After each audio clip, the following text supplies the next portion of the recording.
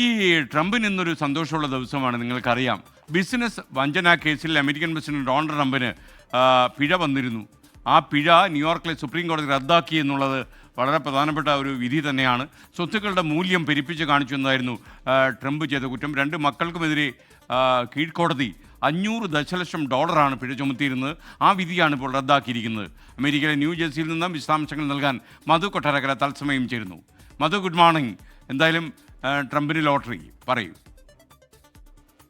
Good morning എസ്കെൻ. Donald Trump തന്റെ സമ്പത്ത് പെരുപ്പിച്ചു കാണിച്ചു എന്ന് ആരോപിച്ച് ന്യൂയോർക്ക് സ്റ്റേറ്റ് നൽകിയ കേസിലാണ് ഇപ്പോൾ ന്യൂയോർക്ക് അപ്പീൽ കോടതിയുടെ വിധി വന്നിരിക്കുന്നത്. അദ്ദേഹത്തിന് എതിരായ സിവിൽ വഞ്ചന കേസ് ന്യൂയോർക്ക് അപ്പീൽ കോടതി റദ്ദാക്കിയിരിക്കുകയാണ്. 5 പേരടങ്ങുന്ന ജഡ്ജിംഗ് പാനലാണ് ട്രംപിനെതിരെ ചുമത്തിയ $515 മില്യൺ അത് വളരെ കൂടുതലാണെന്നാണ് ഈ ജഡ്ജിമാർ നിരീക്ഷിച്ചിരിക്കുന്നത്.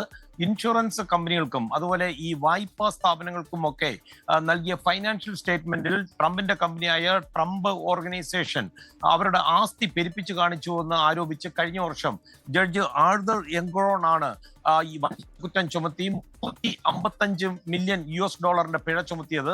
പലിശയൊക്കെ ഉൾപ്പെടെ ഇപ്പോൾ അത് $515 മില്യൺ ആയിട്ട് ഉയർന്നിരുന്നു. സ്റ്റേറ്റ് ഫയൽ ചെയ്ത കേസിൽ എതിർകക്ഷികളായ ട്രംപ് ഓർഗനൈസേഷൻ ന്യൂയോർക്ക് സ്റ്റേറ്റിന് ഏകദേശം $500 ബില്യൺ നൽകണമെന്ന് നിർദ്ദേശിക്കുന്ന കോടതിയുടെ ഉത്തരവ് അമേരിക്കൻ ഭരണഘടനയുടെ 8ാം ഭേദഗതിയെ ലംഘിക്കുന്ന അമിതമായ പിഴയാണ് എന്നാണ് ജഡ്ജിംഗ് പാനൽ വിധി റദ്ദാക്കിക്കൊണ്ട് പറഞ്ഞിരിക്കുന്നത്. അമേരിക്കയുടെ വിജയം എന്നാണ് ഈ വിധിയെ സ്വാഗതം ചെയ്തുകൊണ്ട് ഡൊണാൾഡ് ട്രംപ് പ്രതികരിച്ചത്.